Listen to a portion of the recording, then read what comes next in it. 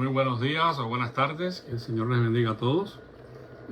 Probablemente se asombren de mi intervención en esta mañana de viernes, porque pues no acostumbro a hacerlo, pero tuve un inconveniente con el estudio del miércoles pasado. No este que pasó, sino el anterior. Me notificó un hermano de que no se escuchó en gran parte. El estudio se puso en mute. Pues desconozco la razón, pero el compromiso es llevarle la palabra de Dios de una manera completa, y si no se pudo escuchar, pues quiero repetirlo en esta ocasión. Pues claro que no va a ser lo mismo, ¿verdad? Palabra por palabra, pero trataré de ser más breve, más escueto en cuanto a la información introductoria, que pues no necesariamente es de interés de todos, pero sí de los que estudian la palabra de Dios con un poco más de detenimiento.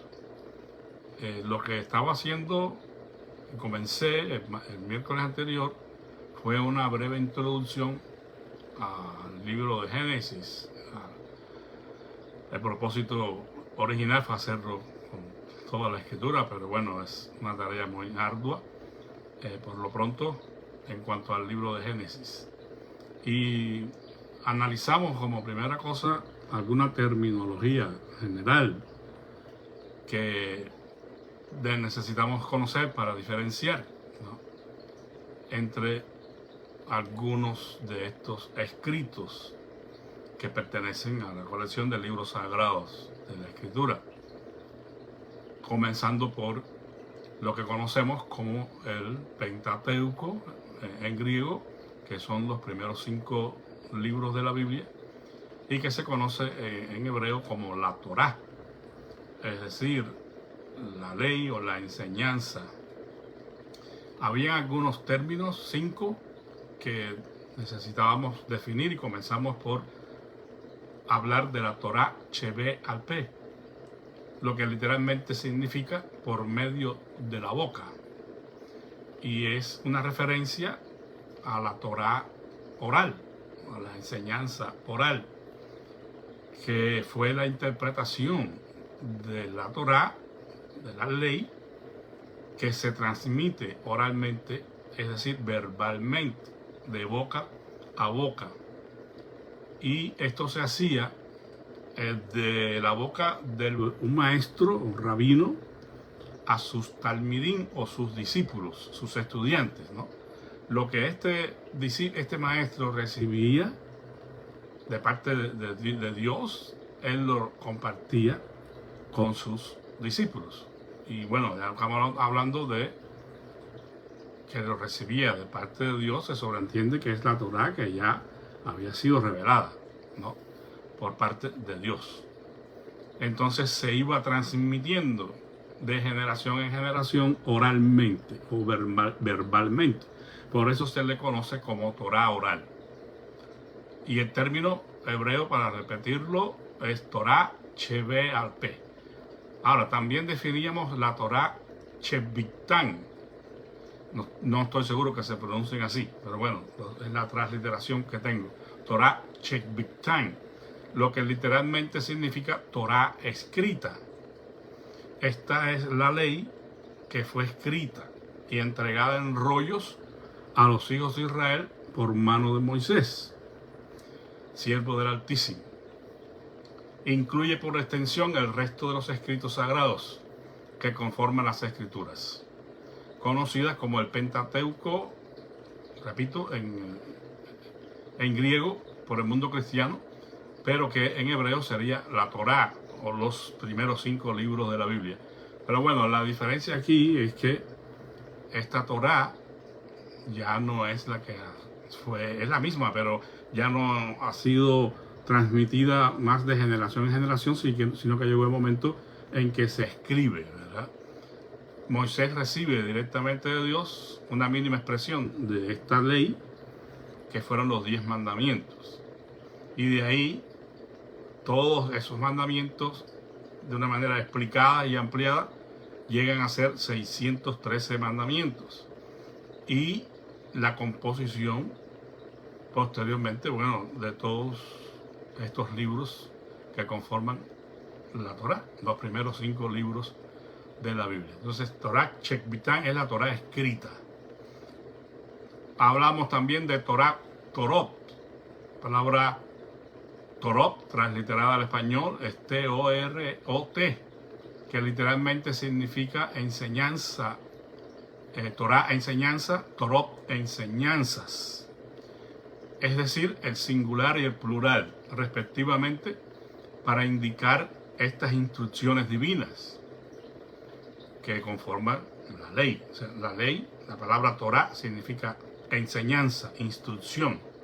No solamente ley en el sentido que nosotros conocemos generalmente, sino que es toda una cultura, una manera de vivir que Dios transmitió a su pueblo, y estas instrucciones están en estos primeros 5 libros de la Biblia. Cuando hablamos de Torot en plural, indica las instrucciones específicas para asuntos específicos. O sea, dentro de la Torá, dentro de la enseñanza, dentro de la ley de Dios, hay instrucciones que se dan en términos generales, pero que necesitan especificaciones, o sea, los detalles relacionados a esa instrucción en general. Y ponía como ejemplo la construcción del tabernáculo, por ejemplo. Es una Torá, es una instrucción, un mandamiento que Dios le dio a Moisés, pero cuando Moisés va a construir el tabernáculo tiene que hacerlo de acuerdo a los Torot, es decir, a las instrucciones específicas para cada uno de los detalles que componían la construcción del tabernáculo, así como los utensilios, los materiales con que debían ser construidos, las medidas exactas, todo a lujo de detalle. Esos son los Torot, y eso se aplica a otros mandamientos que encontramos en la Torá. La otra expresión que analizábamos era el Tanakh. El Tanakh son unas siglas, ¿verdad? Y estas siglas indican las 3 grandes secciones en las cuales está organizada la Biblia hebrea. Esto es Torá, 5 libros primeros de la Biblia, conocidos también, repito, como el Pentateuco en el mundo cristiano, la palabra griega de 5 pergaminos. El Tanakh está formado primero, como en su primera parte, por la Torá. Después vienen los profetas o Nevi'im. Después vienen los escritos, Ketubim. Ahí están pues los libros poéticos, Salmos, Proverbios, Eclesiastés. Y bueno, además todos los demás libros que conocemos del Antiguo Testamento, que son pues en su género algunos clasificados como libros históricos. Los escritos sagrados, entonces, es la otra parte en la cual está, o con la cual componen la Biblia hebrea, que se conocen en el mundo cristiano como el Antiguo Testamento. Bueno, después de analizar esta palabra, Tanakh, que es una sigla, recuerden, que conforman la Biblia hebrea o Antiguo Testamento, es pues la Torá, los primeros 5 libros, los profetas y los escritos sagrados. El último término que analizábamos era el Brit Hadasha, Brit de pacto, Hadasha, pacto nuevo o alianza, que pues se conoce, ¿verdad?, en el contexto bíblico, en realidad no como un nuevo pacto que viene a la existencia independiente del viejo, que es la idea que muchas veces lamentablemente se ha seguido. La verdad es que la palabra, esta frase, Brit Hadasha, en hebreo, significa la renovación del pacto o la alianza.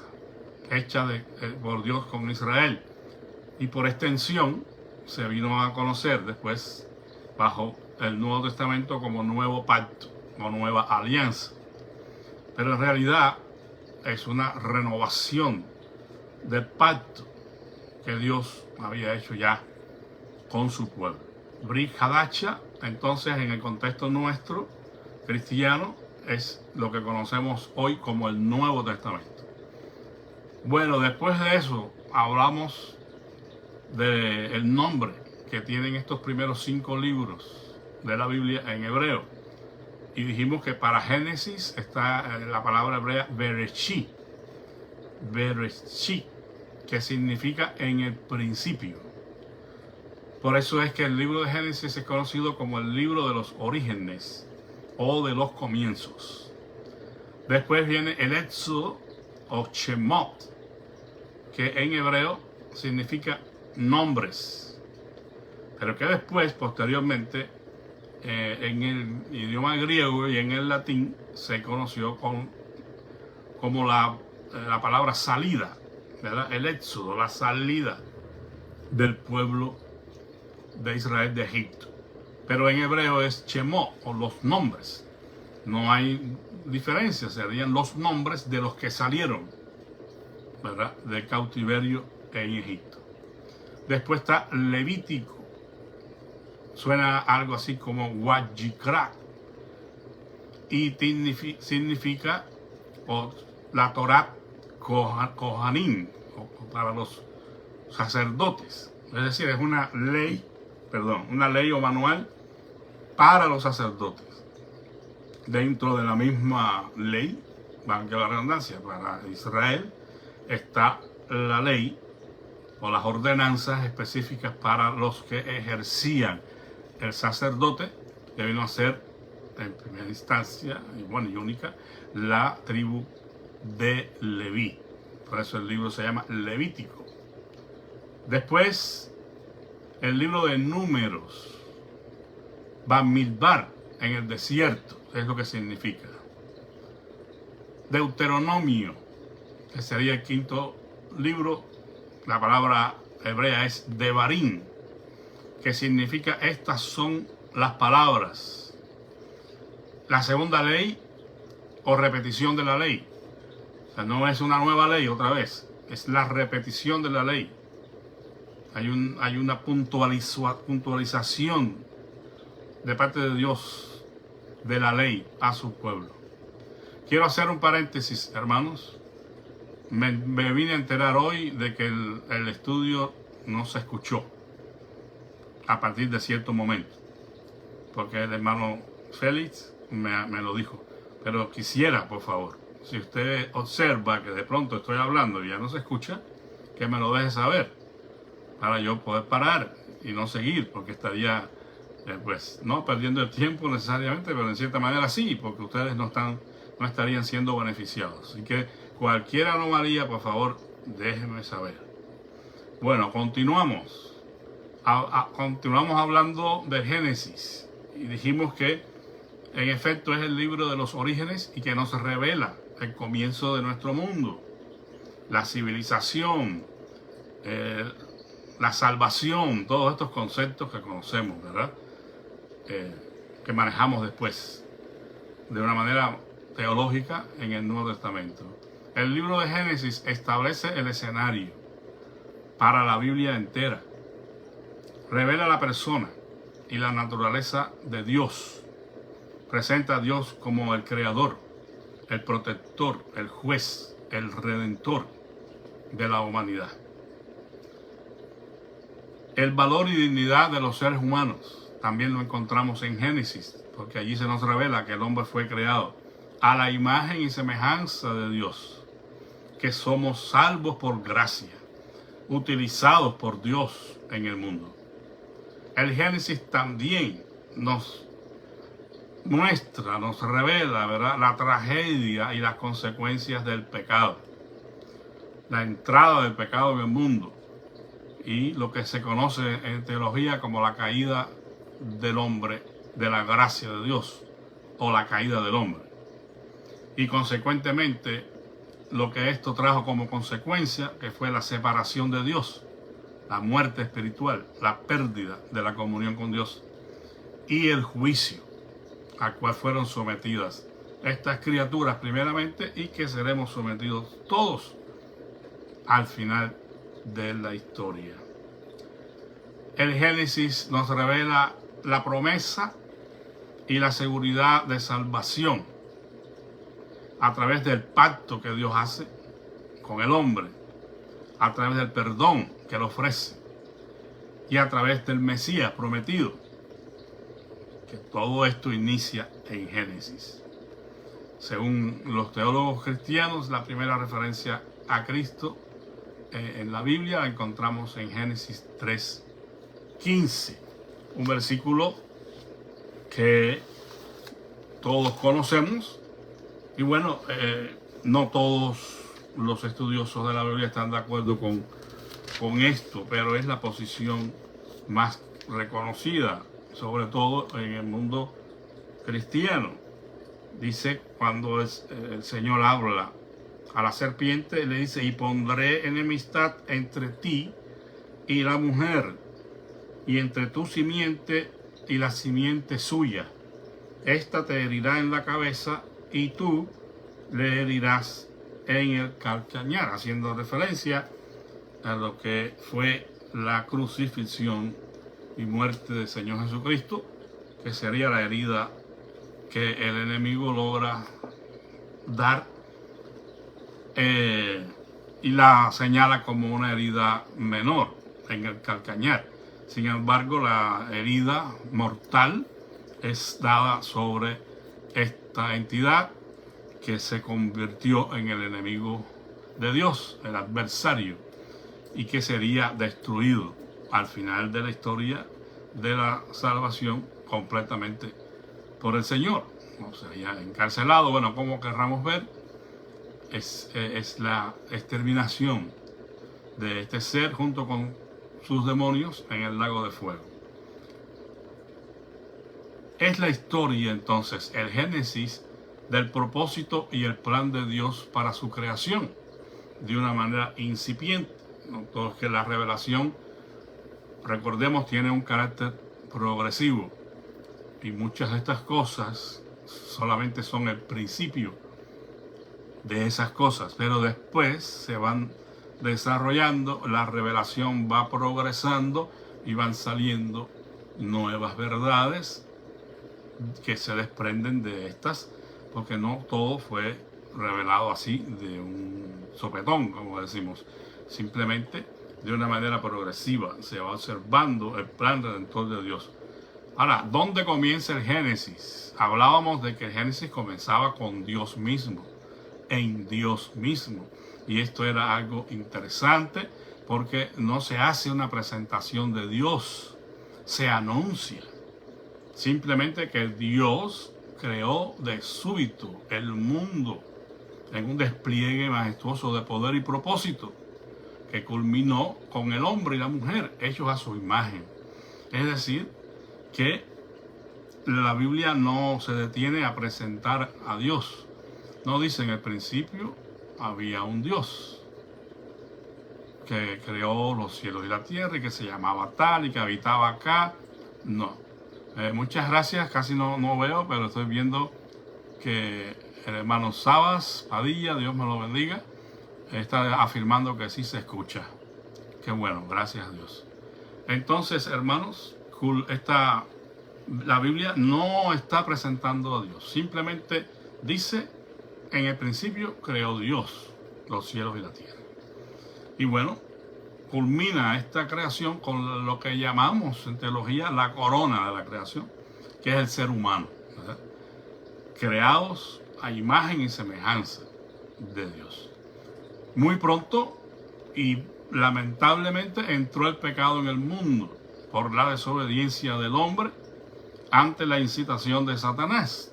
Nosotros conocemos todo esto porque hemos leído el libro de Génesis, ¿verdad? Cuando el hombre desobedece y come del árbol prohibido, pues la comunión con Dios se rompe y el mal comenzó a tejer su tela de araña destructiva y abarcadora, ¿verdad? Adán y Eva son expulsados del hermoso huerto. Su primer hijo se convierte en el primer homicida. Y el mal engendró mal hasta que Dios finalmente destruye a todos los seres humanos, a todos los seres de la tierra, excepto a una familia pequeña, encabezada por un hombre llamado Noé, que fue la única persona justa o fiel que quedaba en la tierra. Todos estos acontecimientos los encontramos en el libro de Génesis. Además, se introduce la persona, vamos a decir, clave después de Noé en la historia bíblica, que fue Abraham. Con Abraham comienza el pueblo del pacto de Dios y los vastos alcances de su plan de salvación. ¿Por qué? Porque el Señor le promete a Abraham que de sus hombros saldría ese pueblo, esa nación que él crearía para sí mismo, y que de esa semilla y de ese pueblo, en ese pueblo serían benditas todas las familias de la tierra. La salvación viene por medio de la fe. Los descendientes de Abraham serán el pueblo de Dios, y el Salvador del mundo saldrá de esta gran nación escogida. Todas estas cosas las encontramos en el libro de Génesis. La salvación siempre ha sido por fe. Una nota solamente aclaratoria, aunque en el desarrollo de estos estudios estaremos hablando de eso. Porque la Biblia dice claramente, y creyó Abraham, y le fue atribuido justicia. O sea que los que hablan de que la salvación en el Antiguo Testamento se alcanzaba por la obediencia a la ley, están desconociendo las Escrituras y a la vez enseñando algo muy peligroso, muy contrario. Siempre ha sido por fe y por gracia. Eso no ha cambiado ni cambiará nunca.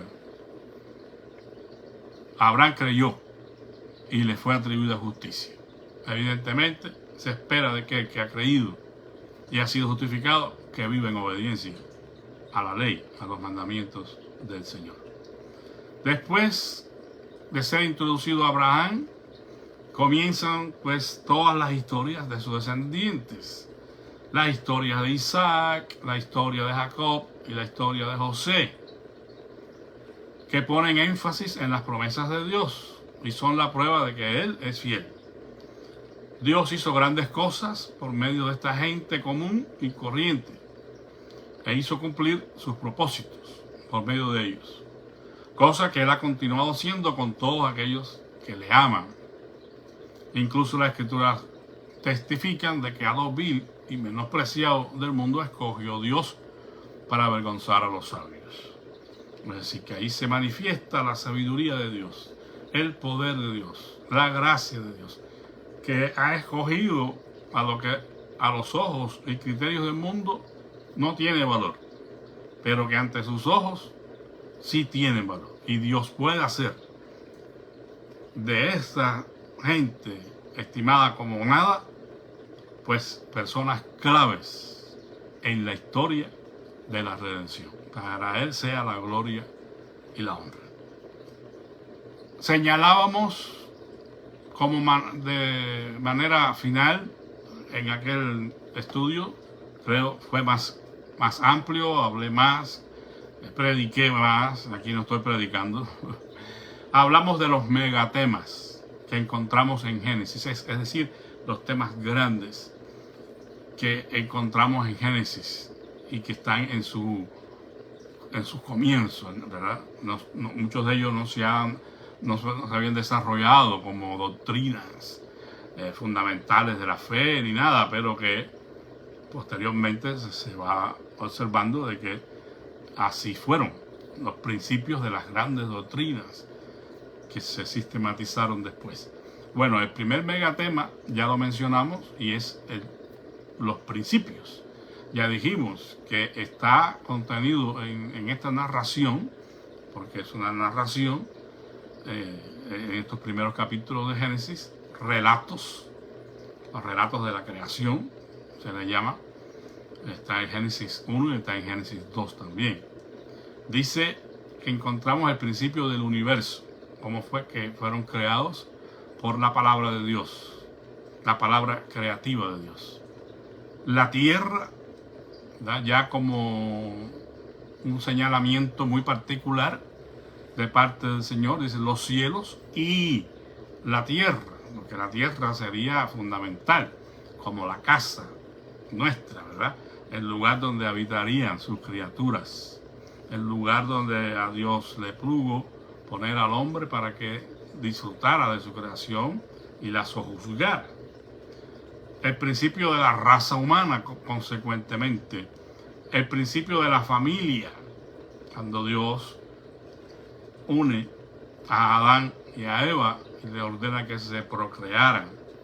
El principio de las lenguas. Dice que la escritura es que en el principio la tierra solo hablaba una sola lengua.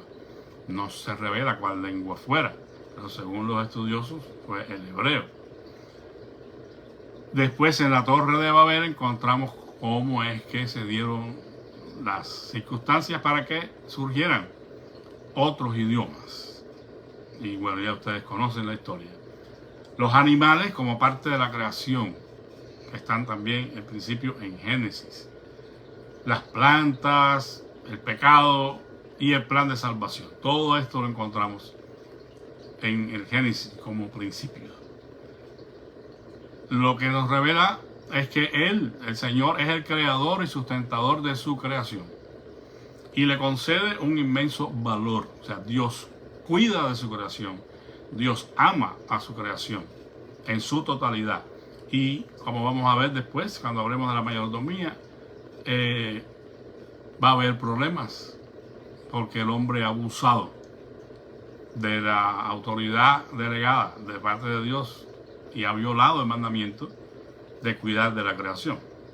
Entonces, lamentablemente, no ha ejercido el hombre una buena mayordomía delante de Dios, porque no ha gobernado al mundo en la manera en que Dios esperaba que lo hiciera.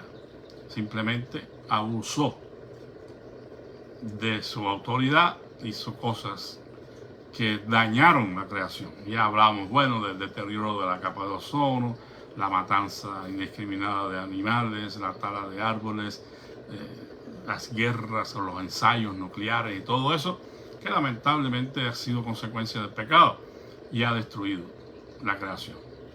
Y bueno, ahí entran un montón de otras cosas por las cuales el hombre tendrá que dar cuenta a Dios. Hacíamos la aclaración de que en ese sentido toda criatura, todo hombre y mujer son mayordomos de Dios, porque el Señor les dio la tarea de gobernar al mundo. Simplemente fracasó el hombre en eso. La desobediencia es el otro megatema en el libro de Génesis. Ya sabemos, la desobediencia del hombre inicia con la violación del mandamiento de Dios de no comer de ese árbol del bien y del mal. Y explica la razón por la que ese corazón del hombre y sus pensamientos iban de continuo al mal por la desobediencia. Génesis 6 nos habla de que los pensamientos y los designios del corazón del hombre iban de continuo al mal. Se nos da el megatema del pecado, el pecado que destruye la vida de las personas y las separa de la comunión con Dios. Se nos habla de la contraparte del pecado, que es la santidad de vida, y esto hace que la vida del hombre sea productiva y plena. Entonces, bueno, ya en obediencia a los mandamientos de Dios, hablamos de una mayordomía cristiana, una mayordomía que parte de el encuentro que la persona tiene con Dios, con la persona de Jesucristo. Bueno, anteriormente pues los que seguían a la ley del Señor y todo eso, pero hablando de nuestro contexto, de nuestra era, en la renovación del pacto, tenemos que hablar de la experiencia cristiana de salvación, donde el hombre entra en conciencia de que hay un Dios, hay un Salvador y hay un pecado que hemos cometido y que hemos violado el mandamiento, y eso ha traído las graves consecuencias. Entonces ahora en Cristo hay una nueva manera de ejercer la mayordomía. Quizás antes ni nos preocupábamos por eso, pero ahora entramos en conciencia de que hay que cuidar de la creación de Dios, hay que cuidar los recursos naturales. No podemos pretender amar a Dios odiando al prójimo, evitando al que me cae mal, maltratando a los animales. Todas esas son cosas que son rectificadas en la nueva vida en Cristo. De modo que si alguno está en Cristo, nueva criatura es, todas las cosas viejas pasaron y aquí todas son hechas nuevas. Me gusta la parafrase que leí en una ocasión de este versículo, dice van siendo nuevas, porque hay ciertas cosas que no van a ser nuevas de la noche a la mañana, pero entramos en un proceso de discipulado, de enseñanza, en el cual permitimos que Dios nos transforme, y entonces empezamos a obrar en justicia conforme a los mandamientos de Dios. Las promesas, Dios da promesas de ayuda y protección a la humanidad. Se establece una relación de pactos entre Él y el hombre, ¿verdad? Y esto es importantísimo para que nosotros podamos entender la relación que tenemos con el Señor. Es una relación que está dada en sus pactos. No es el hombre quien hace pactos con Dios. Por eso toda esta gente que manipulan a las almas incautas y le dicen ven y pacta con Dios, sobre todo en el contexto del dinero, te dicen siembra $100 que Dios te va a dar 200. Eso es una herejía, eso es una blasfemia prácticamente, porque en realidad estamos tratando de comprar el favor de Dios, o cuando más estamos dañando nuestra adoración, el móvil de nuestra adoración, porque cuando damos de nuestro dinero estamos dando de nuestro trabajo, de nuestro esfuerzo, de los dones y capacidades que Él nos ha dado. Entonces el dar en este caso se convierte en un acto de adoración o parte de la adoración. Por eso el Señor dijo claramente a su pueblo en manera de mandamiento: no te presentarás delante de mí con las manos vacías. Entonces el dar es parte de la adoración, pero si yo doy esperando recibir, no estoy adorando, estoy negociando con Dios. Y los que enseñan tal cosa están apelando no al sentimiento de adoración que debe haber en el creyente por lo que es Dios, sino apelando a su avaricia de poder tener más. Entonces todo eso destruye el asunto. Entonces tenemos que estar muy claros en esto. Las promesas de Dios, como dice la Escritura en el Nuevo Testamento, todas son en el sí y en el amén por medio de nuestro Señor Jesucristo. Entonces, seamos creyentes, obedientes. Creamos con todo nuestro corazón que cada una de sus promesas se cumplirá, pero que nosotros no podemos manipular a Dios en ninguna manera, ni con nuestras palabras, ni dando tal cosa o dando tal otra cosa, o haciendo tal cosa o haciendo otra cosa. Tenemos simplemente que limitarnos a adorar a Dios por quien Él es y dar gracias en todo, reconociendo su sabiduría y su soberanía. El otro megatema es la obediencia. La obediencia a Dios restaura nuestra relación con Él. Es la única manera de beneficiarnos de sus promesas, de sus bendiciones. O sea que si caminamos con Él en la luz, tendremos su bendición. Porque, bueno, está claro, expresado en el libro de Deuteronomio 28, pues lo que son las consecuencias de la obediencia y las consecuencias de la desobediencia. Entonces, aquí en el libro de Génesis encontramos el principio de esta obediencia a Dios, que es lo que hace posible que la relación con Él se mantenga saludable y a su vez podamos participar de sus bendiciones.